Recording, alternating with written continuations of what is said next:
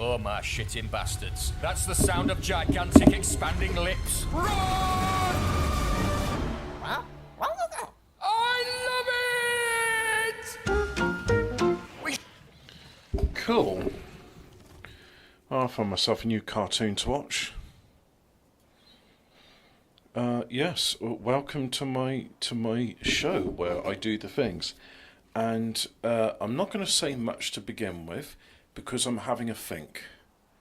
So this is a main bus, as you can see, and for in an ideal world you would have everything on one side of the bus and not both sides.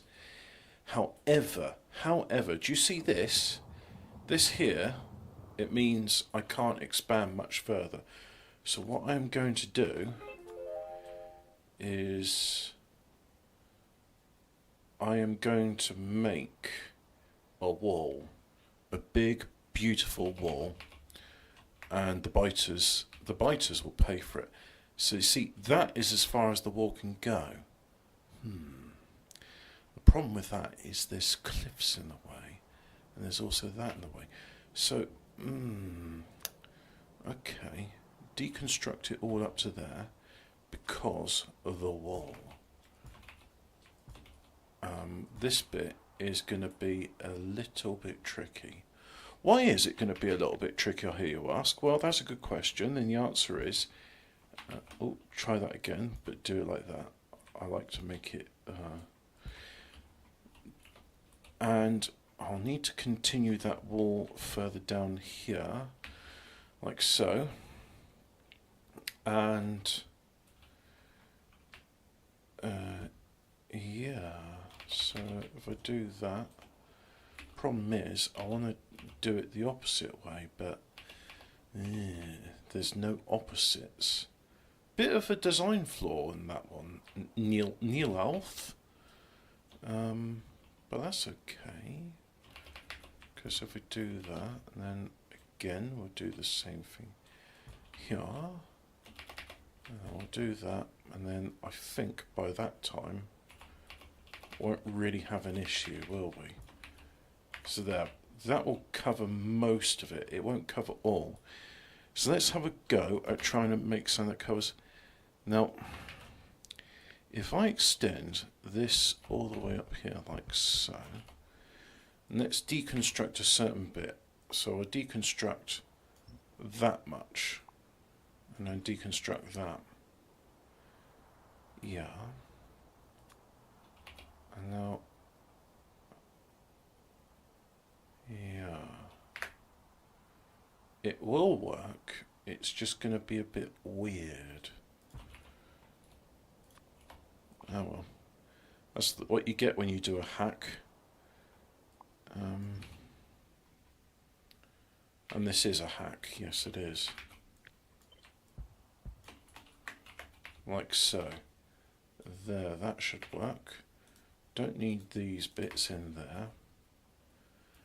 And then we will extend the flamers as well. So let's go ahead and see, I can put one in there, like so. And we won't do another one here. What we'll do instead is we'll have a storage tank go like that to there, like so. Copy, paste.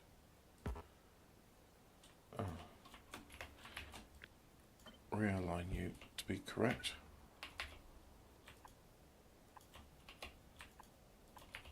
Like that, there we go. Now, on to the next bit. The next bit being, well, I'll just copy and paste this, won't I? Because that should work. So if I do that, that there should be, it's insufficient. So go ahead and go copy that much, and paste it here. Make things line up. There we go. We got ourselves an inverted corner. Right, so this is the western extent of my base. It will avoid the nastiness that's there. And now, let's see, I've got myself... what is the purpose of this? Ah, yeah.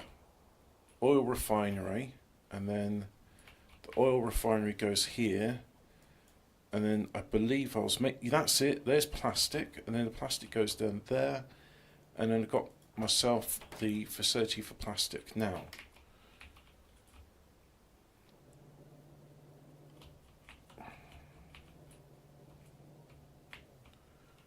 I will have to do some of this by hand for the moment, which is okay. I can do that. You can't always automate from the beginning. Well, you could, if you cheat, you could use creative mode, and that will automate things from the beginning.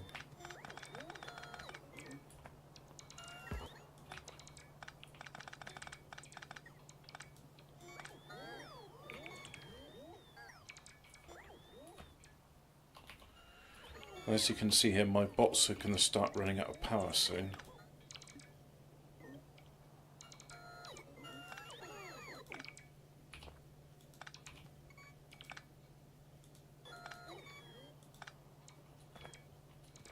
Anyway, they're more interested in deconstructing than they are doing any construction, which is okay.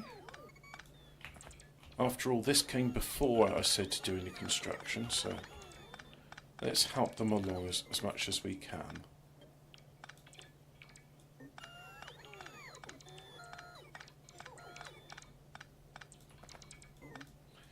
Now some could say, you can use the cliffs to your advantage and you can make them a defence, and yes, you can do that. However, it doesn't make things easy. And I don't know if you noticed, but I like things being easy.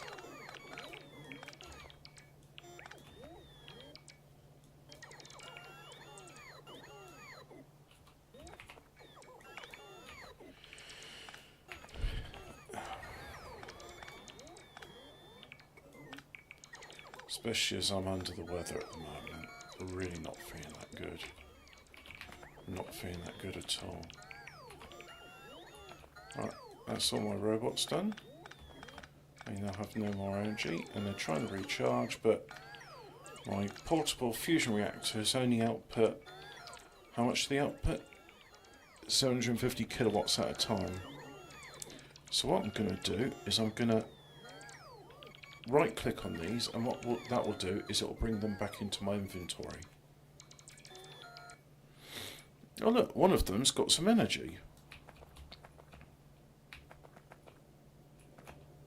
So I've now all my robots are back in the inventory, and that's good, you see, because I need that. Yes. Now I have a facility here that makes brick, and I need brick, so we're gonna go and take I don't have the right inserter. That is annoying. That's very annoying. I mean, I can make brick by hand, but I'd rather not. And have you noticed how desaturated this game is? I personally, I don't like how dark the game is. That's my one criticism of it, and I think, I know it's like it's a design choice, but it's not one I approve of. I like things to be Technicolor. So what I'm going to go ahead and do, we're going to go here, I think will be a good start, yeah. And then we'll have ourselves one of those, and then this and that, and what that will do is it means if I select I don't have any assembling machines, so I need to go and get an assembling machine like so, and then I can just get Q like that, yeah, and you are going to make me wool, the recipe for walls, sausages, and then I'm going to go ahead to here like so. Pick up some inserters, put that there, and then we're going to have our wool. And because I can't think of using anything better, a storehouse to store all the walls, which is overkill. Do we need that many walls? Probably not. But now I've gone ahead and done it. And you know what? What we can do to speed things along is we'll just go ahead and do this here like so. We'll copy that to there like that. And we're just going to do the inverse. So if I do Control and C, yeah, like that. Put that there like so. This here, and this here. And then we'll do that there. We'll put a couple of lights in because everyone likes lights. I certainly like lights. And there we go. We now have a facility what's using stone brick and doing the things I like with stone brick. I'll just offload the bit of stone brick we got as well. Like so. There. And now, I have a lot of blue inserters. I didn't need that many. Oh well, never mind. Now we got them. So what else have I got? I've got copper plates. Let's offload the copper plates like so. Yep. Do I have any? I've got lots of iron ore, and I've got stone, and I've got plastics, and I've got electronics. So where's the advanced electronics facility? Here it is.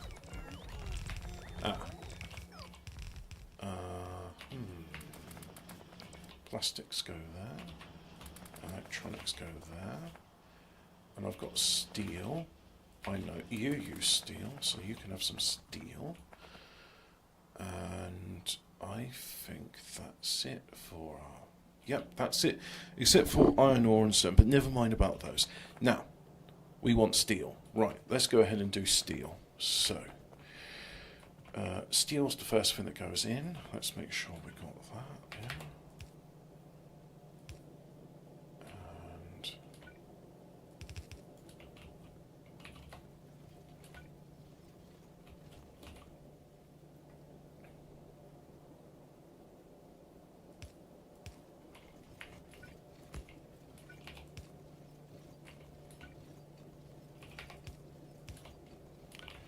Do a bit of twisty turnies, like so. So the first thing is steel. Next thing it wants is iron. Right, so.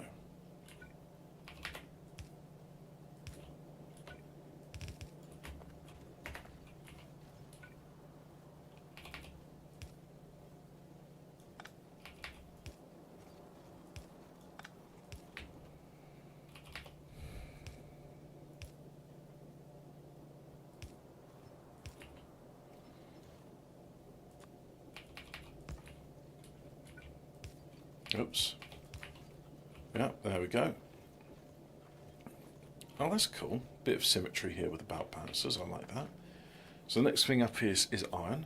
What else do you want? You want sulfur and you want electronics. Right, so first thing we're going to do is we're going to have an electronics line. And we're going to go down here like so. And your electronics, yep. And you want sulfur. And I don't have a facility that makes sulfur. So what if I... yeah, but you see, I want it there, really. So we go up here. And for sulfur, we're going to need... we're going to need iron as well. Okay. What would be the best thing to do? To make sulfur. Oh. Actually, let me go and build a... Right, you. Right. Sulfur, please. You need water and petroleum gas. That's all you need. Okay, so sulfuric acid. So water and petroleum gas. Okay. There's a supply of water. And there's a supply of petroleum gas. So if we build up here somewhere. So yeah, petroleum gas, like so. Copy it to there. Then we'll have water come down. There. Right, I know what I'm doing now. Let's go and make a sulfur facility. But first let's offload this iron ore, shall we? I think that would serve us well.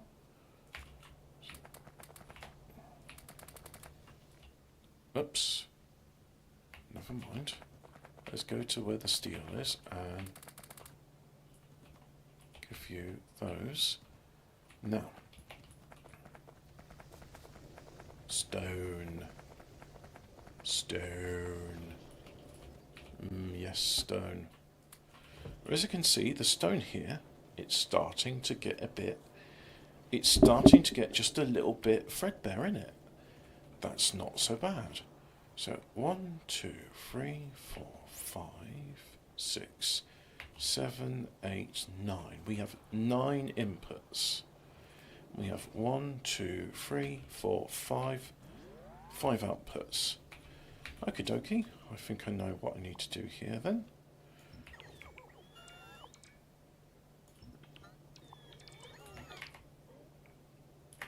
We'll go up here and we'll connect the rest of this because at the moment my entire bus is disconnected. So there we go. Big spike there as things get reconnected. And that's good. Now, we'll deconstruct you as well. So let me see. Actually, technically it's 1, 2, 3, 4, 5, 6. So we have 6 outputs.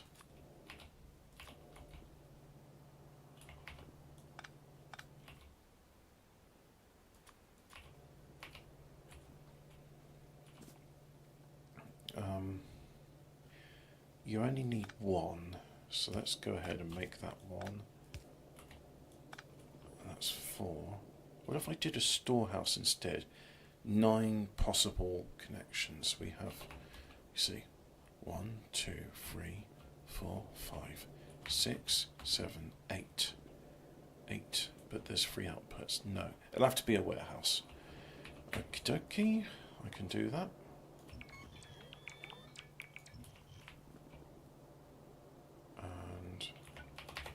Just put you back in there like so, and then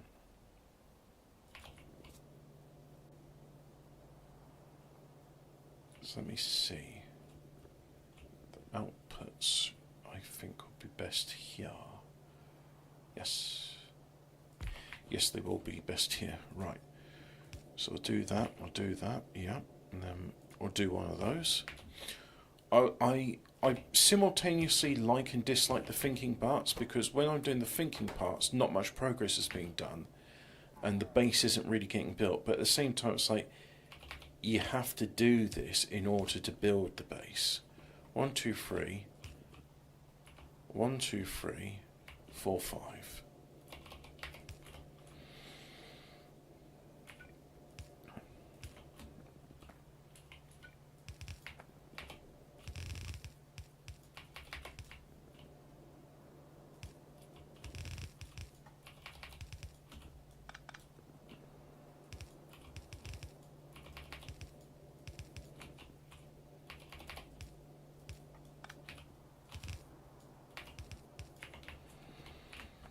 I'm going to deconstruct all of this and I'm going to rebuild it because now, as you can see, there's a gap in this which can be further optimized. So we're going to go ahead and further optimize things.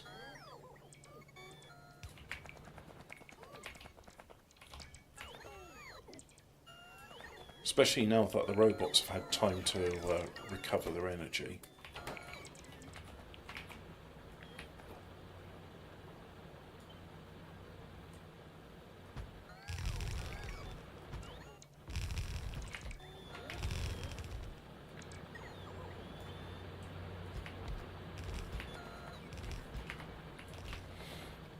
So that's 1, 2, 3, 1, 2, 3, yeah, 1, 2, 3, right, okay, so put 1 in there, 2, 3, yeah, then we'll have 1, and that's the 2 outputs, like so.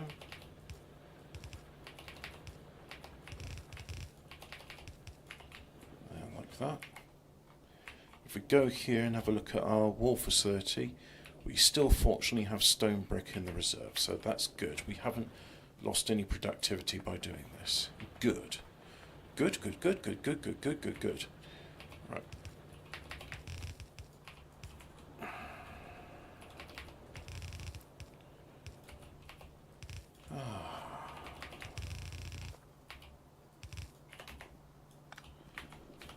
That's satisfying.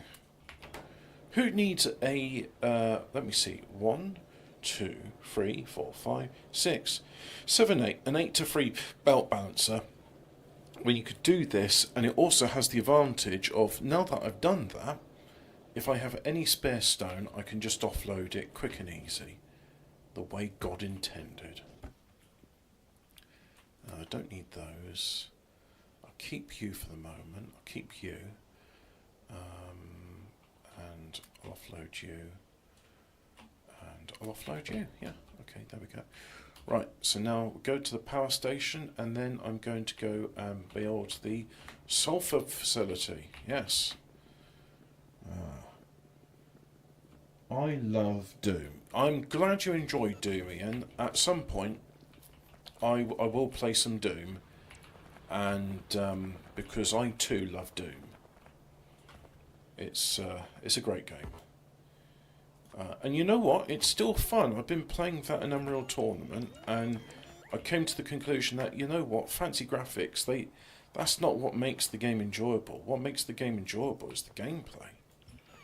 I mean, it's nice to have nice graphics. But this is the thing, like, the very first, like, the tutorial mission in Unreal Tournament, it's beautiful. Like, whoever designed it knew what they were doing, and it's like, this is what's going to pull people in. Like, this will be their first experience of playing Unreal Tournament, because it's the tutorial. Let's make it good. Let's make it so that when they look at this, they go, wow. So we'll just offload the fuel into there, like so. And as we can see, this bit, I mean, I could probably cut off one of these lines. It wouldn't make any difference. So, in fact, 2 to 3? We've already got a 2 to 3. No, let's leave it as it is. That's fine. We have 13,000 coal left in there, which is better than that. And as you can see, I'm making the input priority be from that patch, so it uses it all up first. Now we can go ahead and build a sulfur facility. Oh yeah, but of course we'll go ahead and build power poles and lights. Don't have many lights, so I'll have to build more lights. I'll also set the build limit on those higher, because I think we ought to have more than what we've got at the moment. Yep.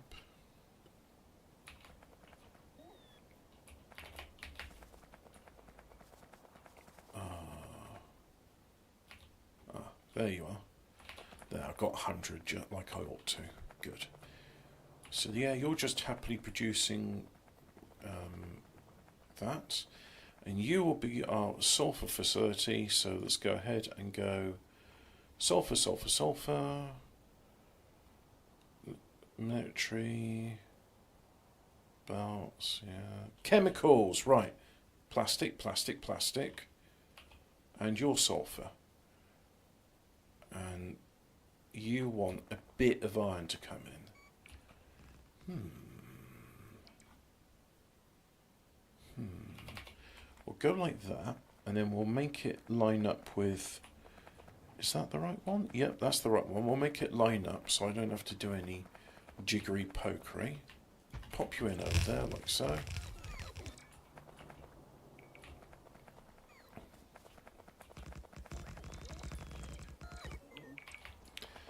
And you'll just be a simple 1 locomotive and 1 car. Do I have a car?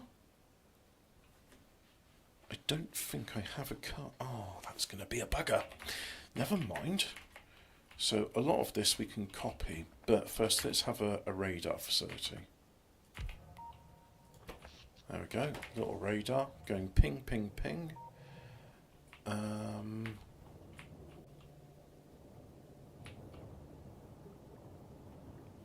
There it is.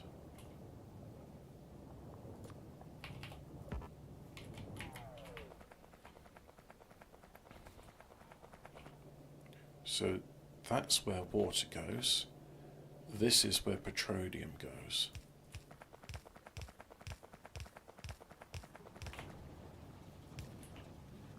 And And unfortunately, that didn't quite work, did it? So what we'll do is we'll put that there.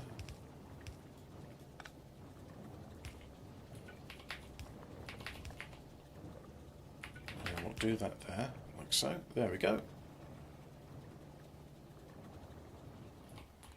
And then I think, oh, can we do? Yes, we can. We can do that.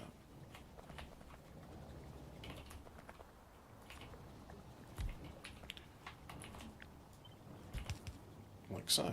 There. Now, if I have a look down at the oil refinery, that's all producing 1.2, 1.0. Yep, that's good. That's going ahead. That's 874. So it is making its way up. Right. I think I need to go down there and put some pumps in. The pumps will help pump things along. So let's go ahead and say, do I have pumps? Yes, I've got pumps. Good. So let's go and encourage the pumping. Ah, here you are.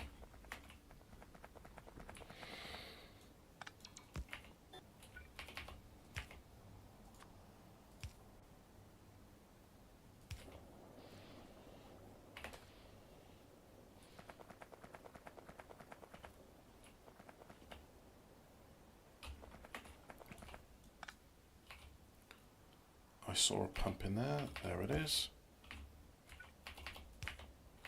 Like so.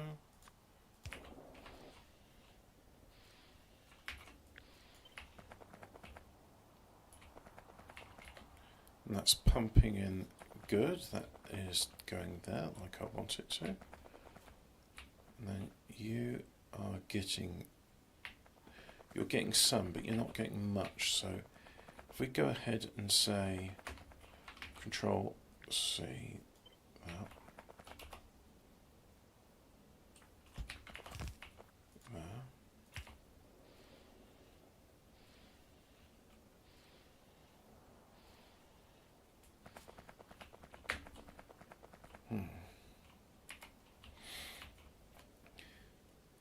The thing this proves to me is that yes, you can in fact pump the petroleum all the way up there, but ideally what you should be doing is using a container and transporting it.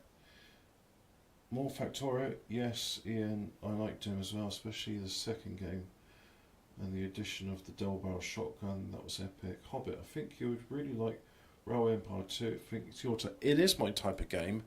Unfortunately, when I play it, I can only do it in sandbox, and then I quickly get bored of it because there's the challenge really is making profitable lines. I don't quite get it.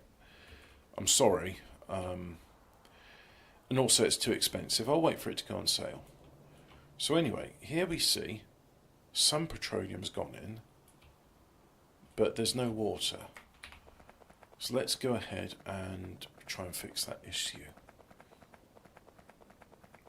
And yeah, you come out to there like so. And we'll have a storehouse. Like that. So let's go ahead and connect water into these systems. Water doesn't go there. The water in Mallorca, it doesn't taste like what it ought to.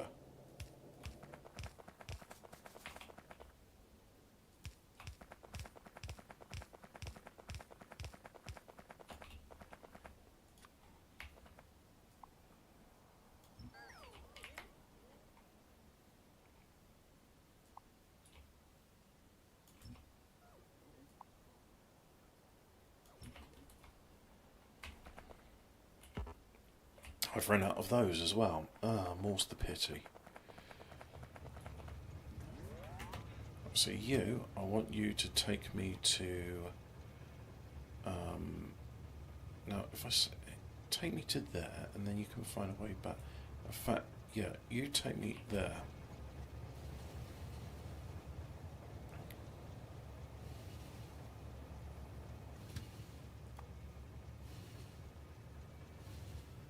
Oh yeah, and I should probably put some more fuel in you because I don't have a fuel station for that yet.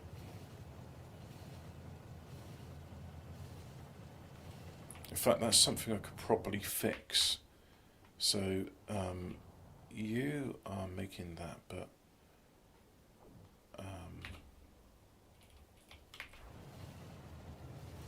in fact, you wait there until I tell you otherwise. Right, so I'm back here and I need things, I need inserters and such, so yeah, let's go ahead and get those. So I'm going back that way. I'll take these with me, I'll take that with me. Like so. I'm alright in belts and those things, so I don't need those. I'm alright for the long-handed inserters, that's what I needed. You don't have those, no. You have those. Like that. And miners go here. So let's go ahead and do that, like so. I've got boilers, I don't need boilers. Let's go and dispose of the boilers.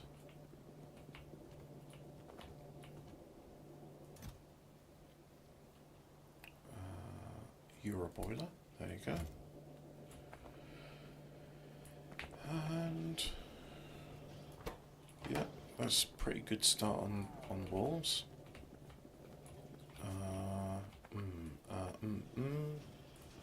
I just need that. Do I need anything? I need lights, don't I? So let's go ahead and see where are lamps being made. Here's where lamps are being made. 500. Will that last us?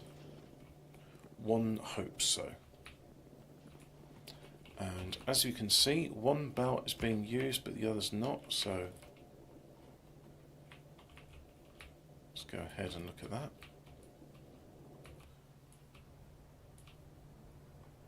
Ah. Oh. Ah. I have made a mistake. Yes, in fact, dear viewer, it turns out I have indeed made a mistake. So let's go and rectify this, shall we? Post haste.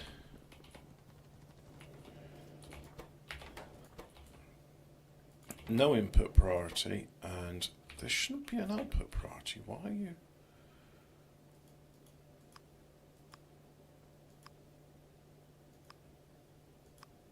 I don't understand why that's not working. That should be work. I mean, I can fix it. Not easily, but I can indeed fix it.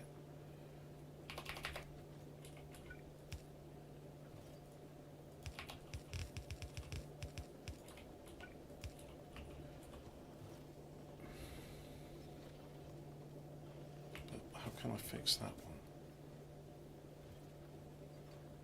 So now that's working. Ah. These are actually unnecessary. Why was I putting them in? I don't actually know. But yeah, that doesn't impact throughput, so I don't need. Oh yeah, I said I had the extra bits which I was going to offload. So let's go ahead and offload those bits. Hey, it turns out you need long-handed insert as well. So you want that. You want that. You also want sulfur, but we're working on it. I'm endeavouring to do so, Father.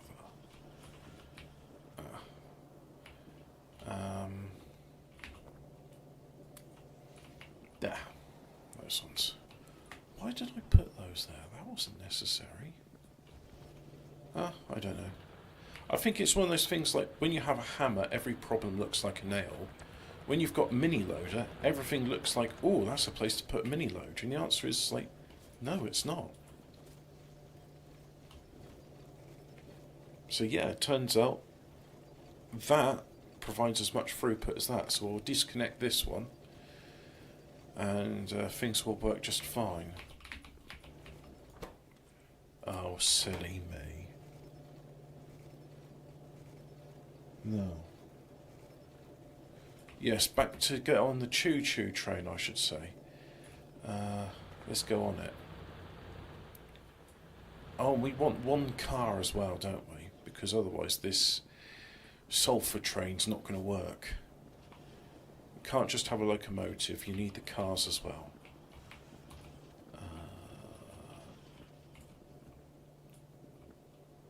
And what I'm going to do in a bit, once I've done my thinking, is I'm going to go and check on the washing machine because I can't hear it going and I should be able to hear it going. Oh, you're done, are you? Okay, so there we go. Already gone from 8 down to 7.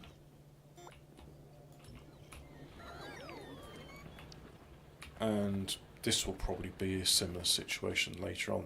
But the nice thing about using a warehouse as opposed to that is now it's 7 inputs and 3 outputs. I don't have to redesign an 8 by 3 belt balancer because there's no need. So I want you to go back to being automatic, like so. And we're going to make a solid fuel facility in just a temporary solid fuel facility. So you should take me to, go to the oil refinery place. And as you can see, there's lots of red lines there because they've all been marked for deconstruction. But I'm not going there just yet.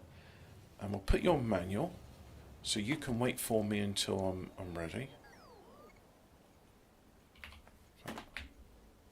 As you're on manual, let's go ahead and offload some oil, shall we?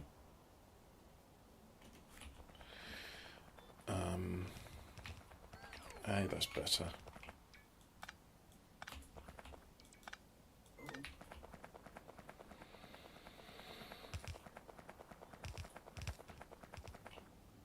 So, I want a temporary solid fuel facility. We have no oil in the network. That's a problem. So, I need a pause in my thoughts, in my speech. So you go there, like so, and you're going to make solid fuel from petroleum gas, and then it shall be offloaded, like so, yep. And then we'll just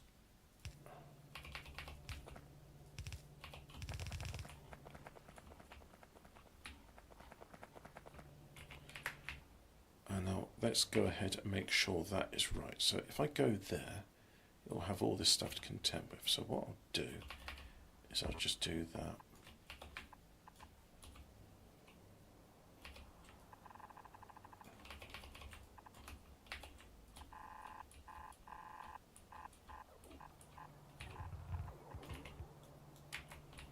There. Now, so the solid fuel will go along this line, like so.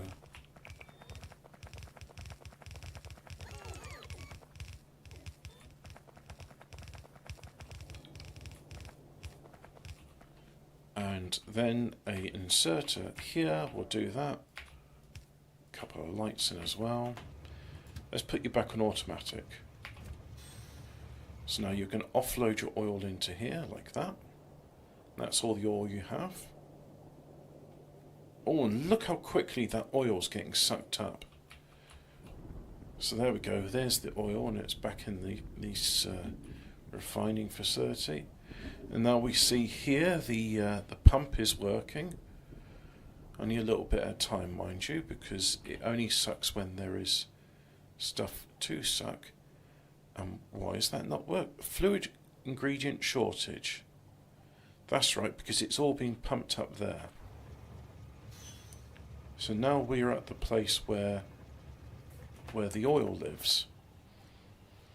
And as we can see, there's not much in there.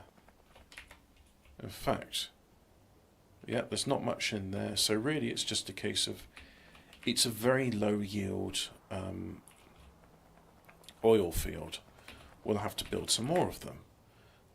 Do we have any oil patches around? No, no oil there. There is oil here, but in order to get to it, that is beyond the wall. Is there any oil around here? None that I can see. So at some point we will have to venture forth there. So we'll just make do with what we got for the moment. It will have to suffice. And I didn't get those belts. Oh. I'll have to get those belts in order to do things. But let's just carry on making things here as best as I can. So we needed the car, didn't we? So we'll do a car, and let's make you a yellow. There, that's the sort of sulphury lit yellow, isn't it? And we'll put some fuel into you, like so. There we go, there's fuel for you. And you are going to be... We'll give you a sign saying... where's the yellow crystals of sulfur? I don't actually see it here. It's not fluid. It's not combat. It should be... There it is, sulfur. Yep, so we'll just call you Station 1. Apply. And, yep. Now, we'll do a similar thing to that. So we'll have ourselves a mini loader. Yep. And we'll put you there. One there, one there. Let's have lights.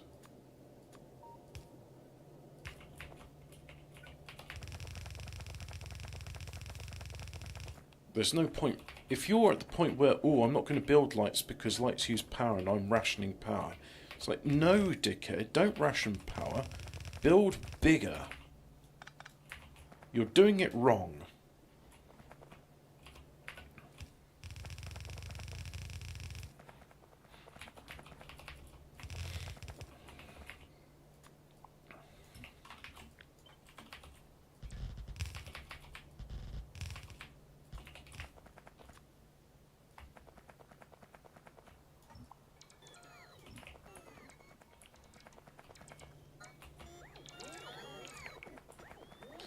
So now we need those other belts. The underground pipe connector. So you go ahead, take me to there, and then wait there for the moment.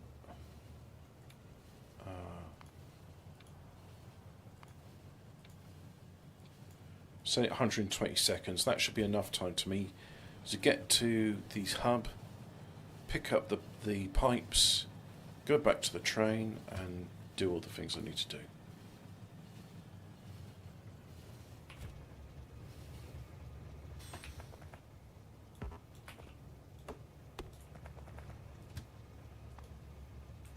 Right, we're on the clock, so let's get to it.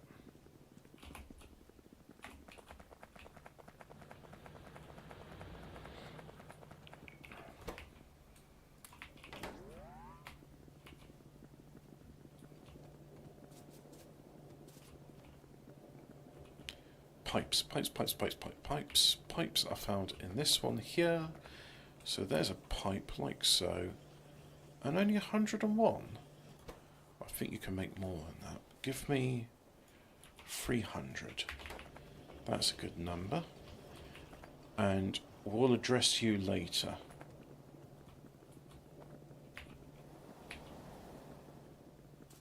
The main thing is that's happily making walls.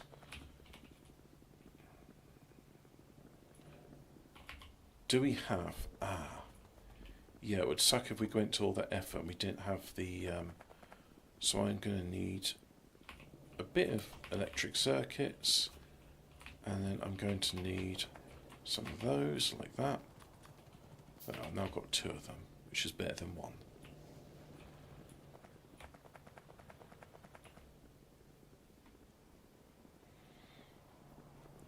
You better hurry up, little robot, because I am done. Oh, look at that. We actually, we nearly used up everything we needed.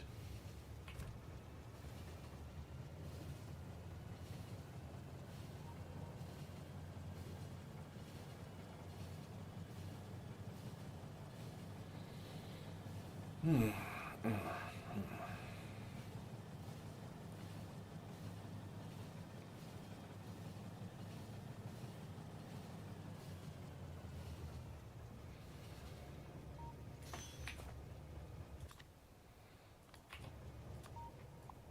as well deconstruct all of this. And you're back on manual. You can wait there until I come and pick you up.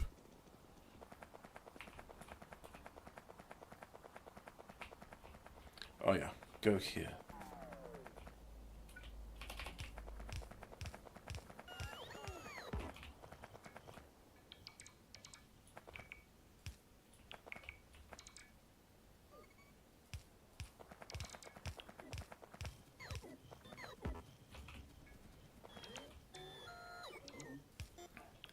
In the meantime, I'm gonna listen to a little bit of YouTube because this is what I like to do when I do it. So, oh my God, there's a new Xavier Renegade Angel remastered.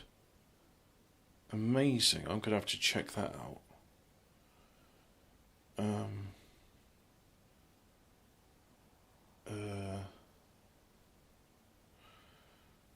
What we got?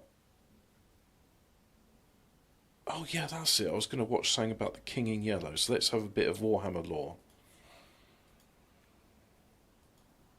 And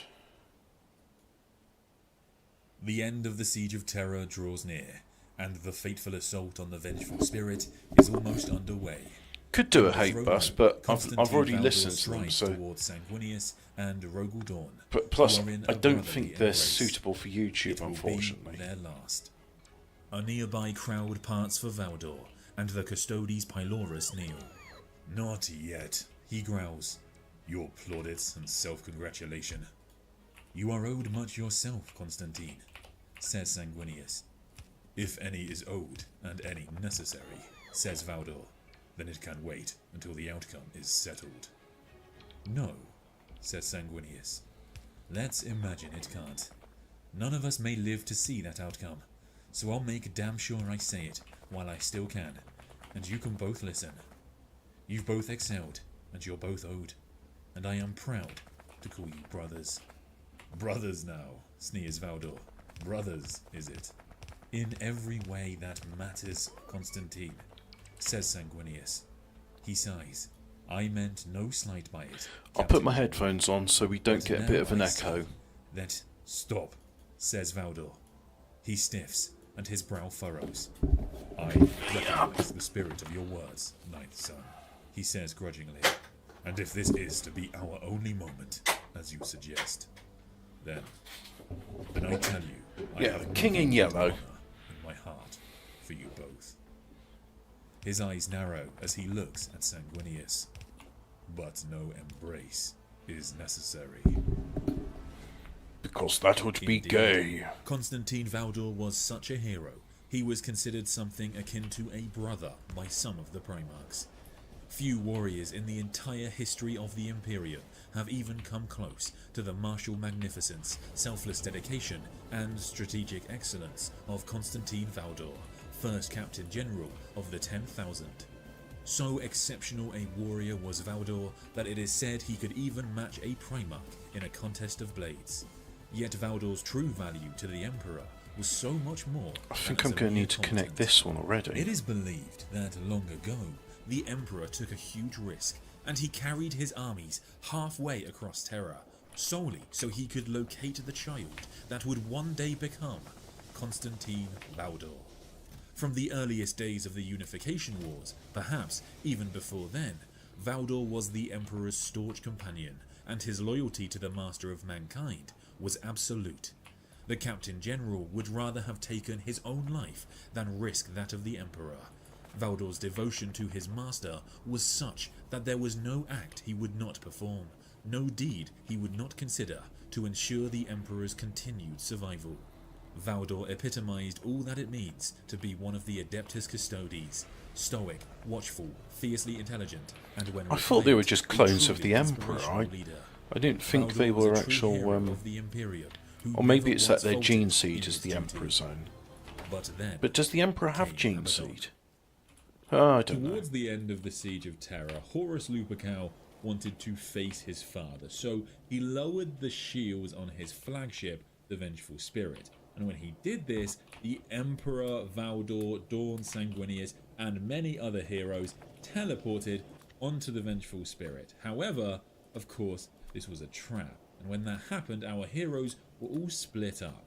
Valdor materialized with many other custodians in a part of the Vengeful Spirit that was swarming with demons. So literally before they're finished materializing, custodians are already being ripped apart. In this area, you might think that Valdor is having a pretty good time. He kills hundreds of demons and traitors in a matter of minutes. However, killing the Constantine Valdor is not as fun as you might imagine because of his weapon, the Apollonian Spear. The Apollonian Spear is a very unique weapon. Along with its counterpart, the Dionysian Spear, this weapon was made by the Emperor himself and was wielded by the Master of Mankind for a time before he gave it to Valdor. Whereas its sister, which was given to Leman Russ, imparts truths upon those that it wounds, the Apollonian Spear bestows revelations upon its wielder from the subjects it pierces. So in the Siege of Terra, when Valdor is cutting down demons, he's actually learning truths from those demons, and after he kills each one of them, he actually says their name so that he remembers it and gains power over it should he see it again. Valdor has wondered in the past, why did the Emperor give him this weapon? It's not clear what the purpose was. Was the Emperor trying to temper his ability to kill others? Was the Emperor trying to teach him some sort of empathy? Or, Valdor wonders, was it to ensure somehow that Valdor would stay loyal into the future? But the Captain General of the Custodes never got an answer from the Master of Mankind. So as Valdor is fighting through these demons and traitors, eventually he spots Abaddon, the first captain of the Sons of Horus. Now, whilst this would be a significant kill for Valdor in the siege, I assume a lot of you are thinking right now that Abaddon's going to stand no chance here. And in truth, Abaddon kind of agrees with you. So when Abaddon finds Valdor, he's got what's left of the Justaerin with him, who are the elite Terminators who serve in the Sons of Horus, some of the best soldiers in the galaxy, and yet they are no match for the Custodians. So Abaddon is looking upon Valdor thinking, I'm probably going to die here. However, who of course should come along offering gifts but Erebus. So Erebus says to Abaddon, you're going to get messed up here. However, if you take some gifts from the Dark Gods, it might help you out. Now, typically, Abaddon hates the Dark Gods. He hates what they've done to Horus. He's already started to think that Horus is a fool for accepting so many gifts from the Dark Gods. However, he is like, well, if I just accept a small amount of gifts, if I just take like a bit of a strength buff, maybe a bit of a speed buff, that'll be fine, right? So Abaddon takes these gifts, and then he goes to fight against Constantine Valdor. It's Abaddon. Constantine reacts instantly, less than instantly. He drives his spear with a perfect underarm thrust to pierce the traitor's chest. It is a killing stroke, a display of the pinnacle speed and reaction of the Legio Custodes, an action that no Astartes could match or withstand. The spear stops short of Abaddon's breastplate. The sudden arrest of its motion jolts Constantine like a whip crack. Abaddon's left hand has closed around the spear tip and stopped it, despite the immense strength driving the thrust. A few beads of bright blood well up between Abaddon's knuckles where he is gripping the spear blade. Constantine, open-mouthed in shock, feels the moment, the heartbeat, the flood of understanding drawn by the spear. The world sags and yaws, losing definition and dimension. It is 25 minutes into the fight. It is an hour into the fight. It is a year into the fight. It is a century. It is 100 centuries into the fight. The fight has no end. It is a long war that slices eternity lengthways with its appalling duration. A blizzard of embers billows past him, and each one is a burning world. The whole galaxy is in flames. The knowledge transmitted down the haft of the spear and into his soul is not the name of a dead thing that Constantine can take power over. It is not some buried warp secret or scrap of encrypted lore that he can learn. He can't unlearn it, because it is already controlled. Everything he has learned of chaos until this moment has shown it to be an essence that lives up to its inadequate name. A chaos, a fevered, contradictory maelstrom that has no singular impulse, but which churns without logic or motivation, and eats itself, and wars with itself, and whips and tears against itself in a frenzy, its myriad parts as likely to annihilate each other as they are to turn their wild malice upon real space and materia. But this is complete. It is whole. It is focused. It is chaos undivided, condensed into one atrocious force by the imposition of an incalculable willpower. Constantine is staring at the future. As I'm in the neighbourhood, I may as well get this bit done. Deconstructed heart. He is gazing down 10,000 years at a far future that is 10,000 years old. A future that gazes back at him as though it is standing right in front of him. It is chaos entire, chained up and enslaved, alloyed into one lethal spear tip that will pierce the Imperium of Man and ensure its loss. The cutting edge of a legion in black, the unequivocal symbol of death. There is nothing else to learn or know. There is only war. War, and in a single name, that is the worst fortune any deck of prophecy cards can ever overturn. Despoiler, he whispers. The revelation is so foul, Constantine recoils. He lets go of the spear. It's the only thing that Abaddon will not expect him to do. No custodian ever relinquishes his weapon, especially one so potent. He lets go of the spear before Abaddon has realized what he's done, and drives his fist into Abaddon's face. Ah.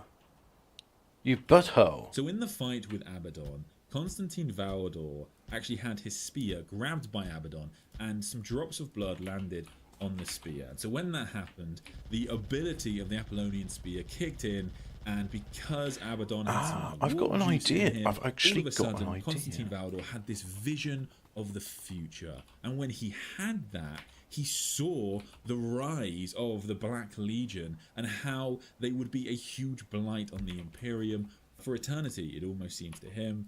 And then there will be only war in the future, which of course is Warhammer 40k's MO.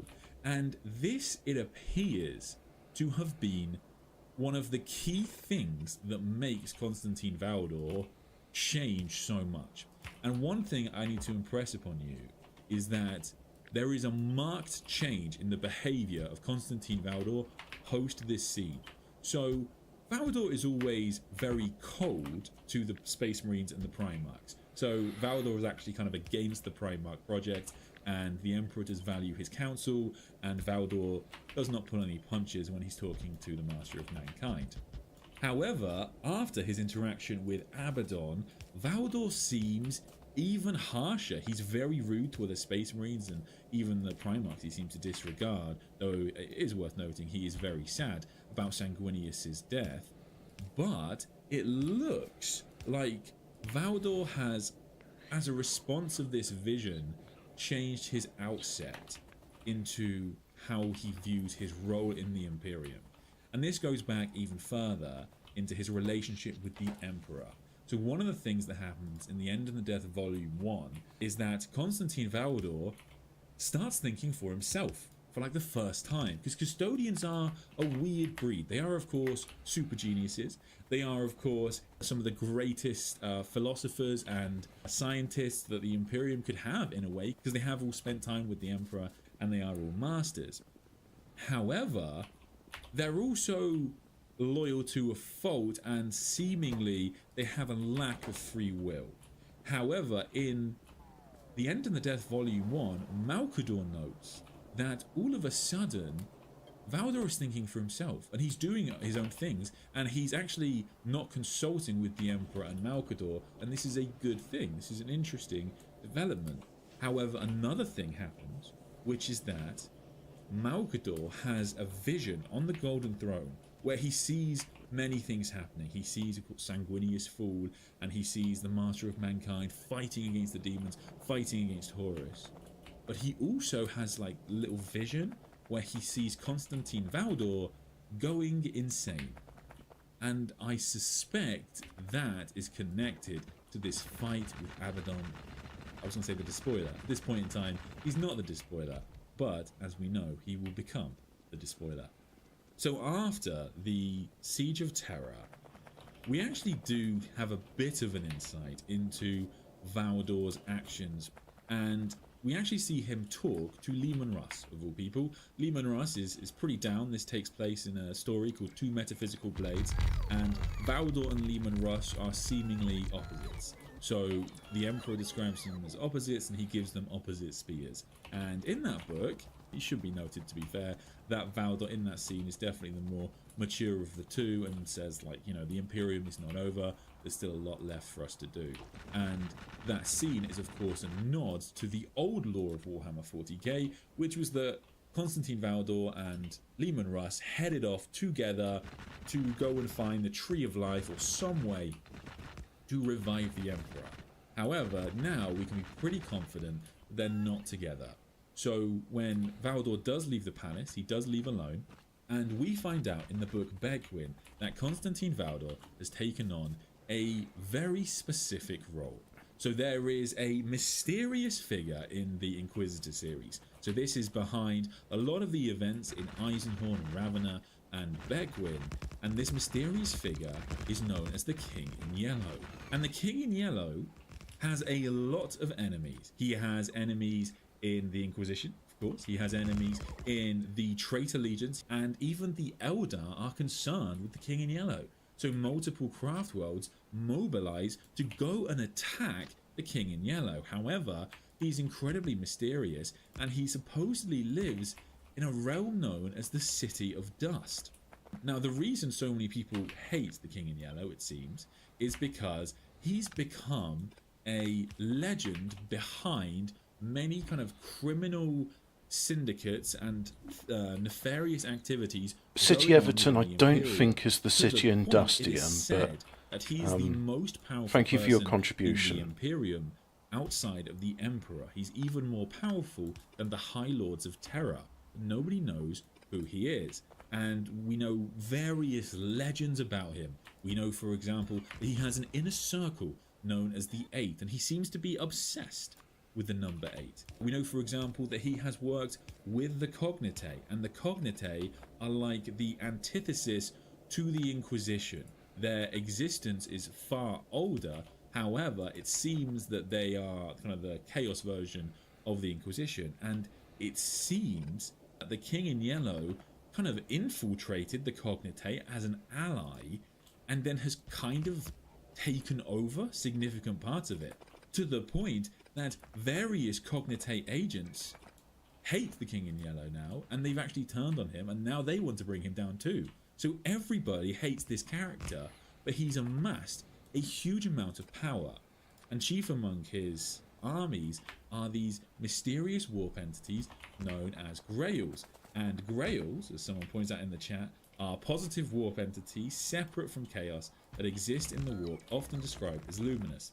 They are also very mean, however, and they do attack the people on working for the Inquisition multiple times. He also has crazy other allies. He has allies that are the survivors of Istvan V.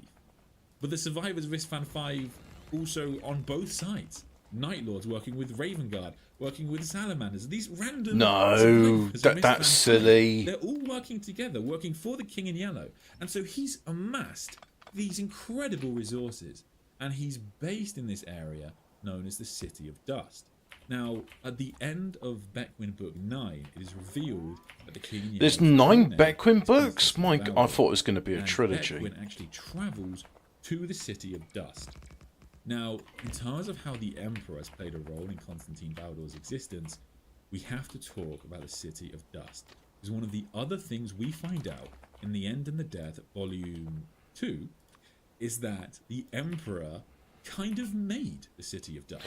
The idea of the city, I don't know if you're familiar with Istvan 5, but it's like it's the first betrayal of Space Marines against Space Marines, and a lot of the Loyalist legions, as they then get called, they suffer heavy losses there, and it's not enough to end them completely, because primarily Games Workshop is about selling miniatures, but it's a devastating blow to the Imperium. Warhammer 40k, it was a kind of pocket dimension that was created either by Horus or for Horus. The wording around it in the book is not clear, and he wanted to create this realm called the Inevitable City, and from that realm you could traverse into the warp or into reality. It will kind of link everything together, and from that city he would rule his new Imperium, was the idea.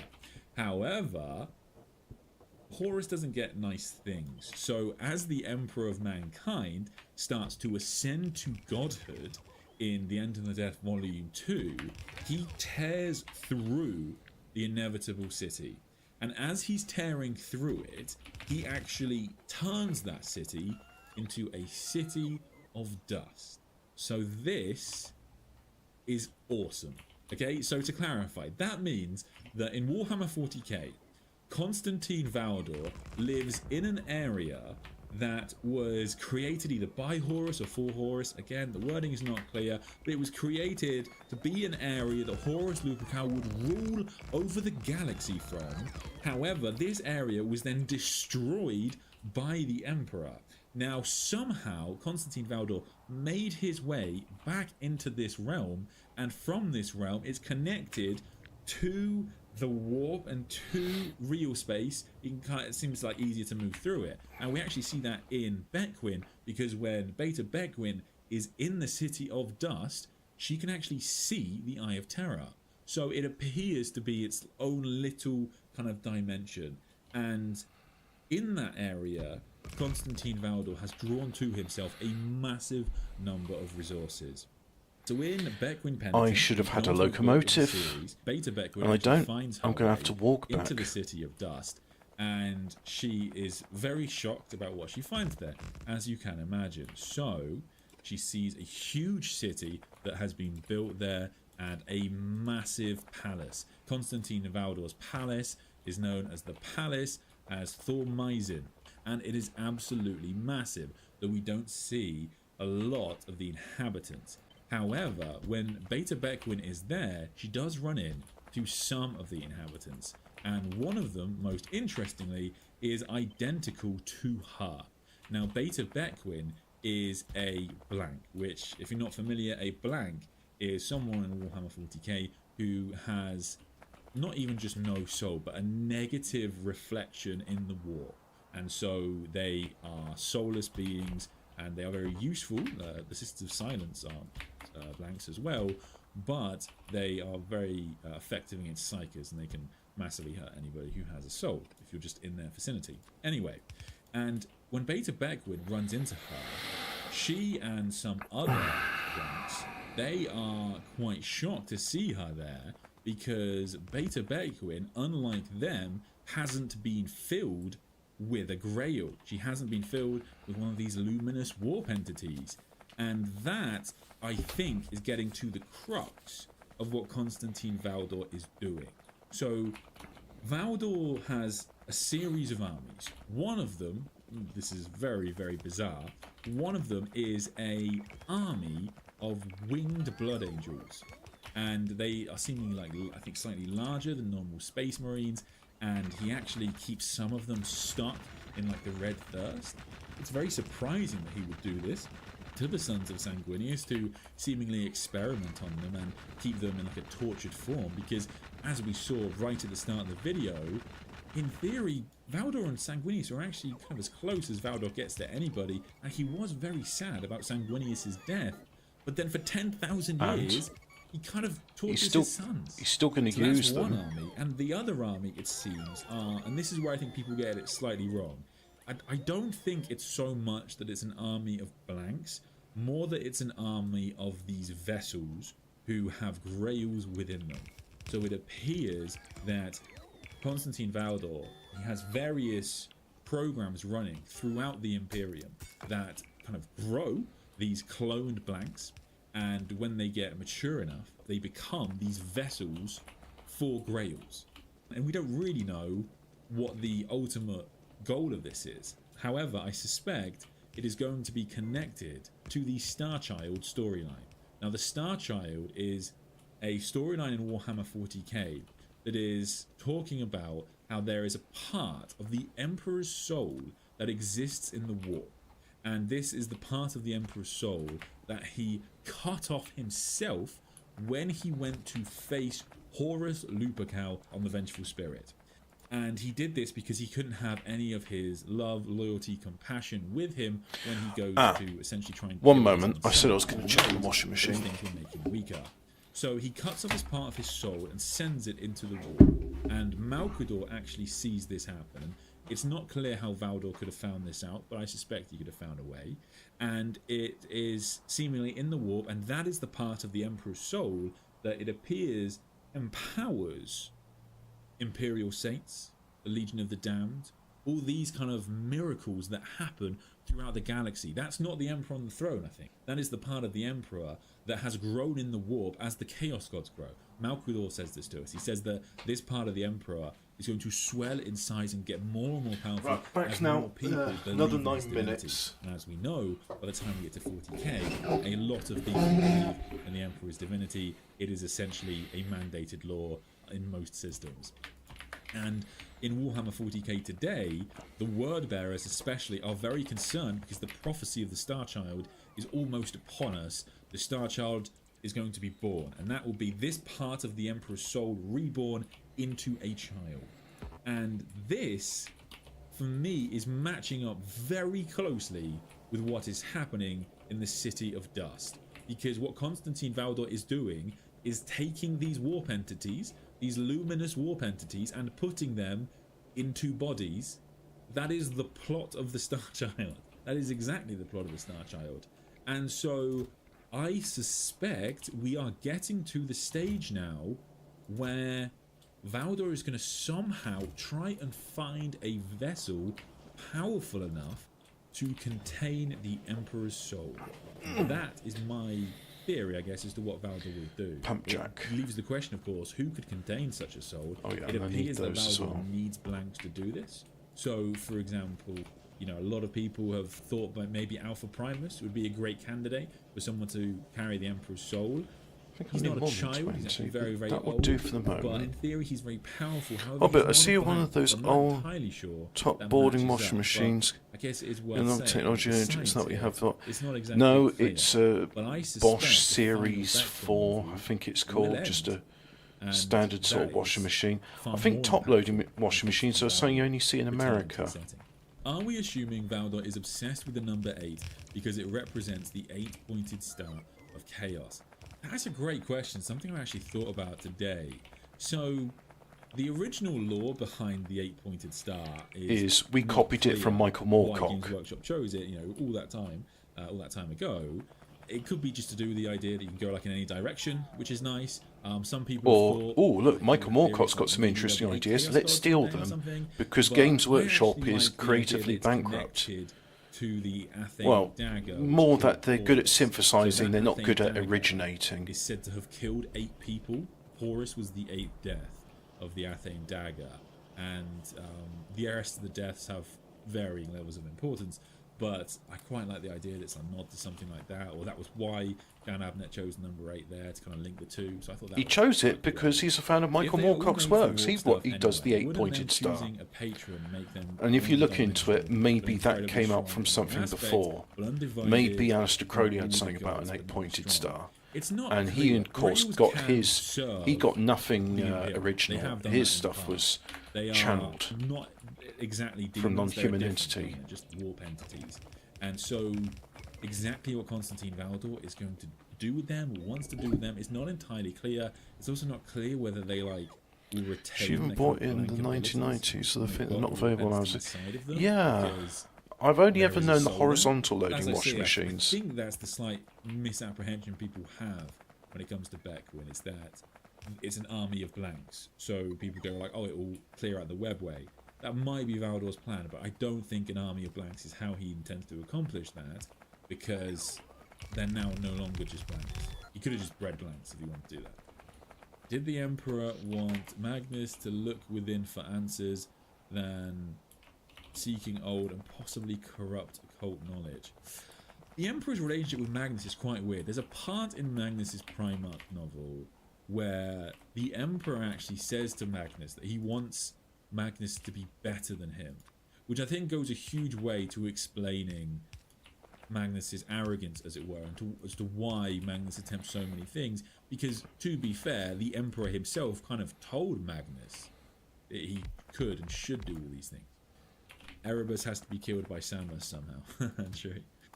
Is it confirmed within the lore that blanks are indeed soulless, or is the belief solely on their ability to affect the war? There are many soulless beings in Warhammer 40k. They don't all have the impact that blanks have on reality and on psychics. So Necrons are soulless. Psychics can be around Necrons. You go to 2 until you're full, and you go to blanks have that a until you're negative empty. reflection in the war. So it's like another level. Valdor is going to roll on Abaddon with the new army he's assembling. I mean, I think there's a good chance that that's his ultimate plan. It would be, it'd be a hell of a curveball. One day, you know, maybe one day they'll build up to like a second or a third Siege of Terror, and Valdor will come in this, like, you know, last hour charge of the Rohirrim, hundreds of Blood Angels, and they're going to absolutely, you know, beat the ever-living hell out of Abaddon, his forces. One thing that would be really interesting to see, and I don't know if we'll find this out in the next book because the timelines are a bit weird, but has the Great Rift affected the City of Dust? Because that will be fascinating, because Malkador foresaw the Great Rift being created, and potentially Constantine Valdor might have also found out there was one day going to be created. That wording there that we listened to at the start about Valdor versus Abaddon, it's a bit cryptic, but potentially he could interpret the Great Rift coming from that. I don't know. Certainly not the part of the Emperor who talked to Big G. There was no compassion or love there. Absolutely. If they can grow blanks, why don't they just create an army of those? Yeah, I don't know if that's his goal. I think he has probably quite a specific goal, and there's a huge amount of expenditure on Valdor's part in trying to understand Pump Jacks increased in power then. more about the Warp and Annuncia. So he clearly has like a specific goal involved. I will say that is also, I think, going to be strongly connected to the storyline, and potentially how he's going to like make the Star Child and potentially the final missing piece. There is, we can see that that is going far better he might be even trying to get than Oil Site 1. If he does that, he 1540 compared to, what's the yield on this one? 332. Reform the Emperor. Is it still assumed Caldor will be returning with Russ? No, I wouldn't say it's assumed. Go to there already, because I want to change colours. With Russ. The question is, of course, what happened to Liam and Russ? It was always the rumour that they had gone off together. Now, as I said in the Jagged Side Carnival, the Thousand Sons have said, or they've heavily implied, Liam and Russ is trapped somewhere. And so it looks like that is the future of the Lehman Russ. At a wild guess, I would probably say the Lion, the Dark Angels, and the Thousand Sons will probably go on a quest to free Lehman Russ at some point. That's what I suspect the future of that will be. However, they make no mention of Constantine Valdor, and Valdor is in the City of Dust. So they seem to have separated at one point. Alright, let's copy the colours over. Whether they bring Russ into it, I don't know. I should say, when Dan Abnett went to write this storyline, we do know that he had to ask permission from the CEO of Games Workshop to do this, because it is so radical and so different. It's not like anything we've ever seen before. So the idea that who is the CEO of Games Workshop about Valdor and Russ being together absolutely matches that. I will say as well, actually, another piece of evidence that I think exists as to why my washing machine's beeping, so I've got to go and do that. Connected so to let's get to over here. Storyline, and this is something someone pointed out in another one of my videos. Actually, I'm so sorry I've forgotten your name, but it was actually on the Cipher video. We'll copy that like when so. The Emperor communicates with a custodian, and this is the first time the Emperor talks to someone in like 10,000 years. So he's in a dusty city. And so I suspect Right. maybe he's doing that because that's Thanks for where he's watching. talking to this custodian from. If you want to know more Could be about a this, good plot point for Cypher to go down. I don't think Games Workshop know. let what me to do with post the Cypher at this link. point. He's quite a tough thing to decide because we There's- have an obvious conclusion to his character. there's the link. He is It's such a about the popular King in character. Yellow. Don't think they So I'm not sure how familiar you are with 40k, but yeah, one of the Emperor's custodies is the King in Yellow, and there is the plot is being advanced, which is something I haven't seen in more than 20 years of Warhammer. So very good. Right, that's it.